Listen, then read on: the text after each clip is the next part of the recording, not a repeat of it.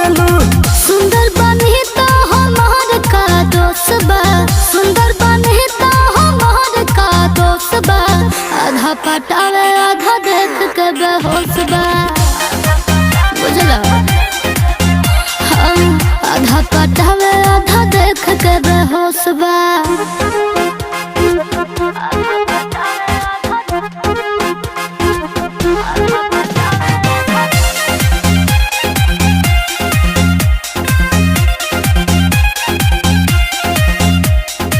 हमरा से नो मोर मांगला सकतना, एह ब्यूटी पापा गल बापटना।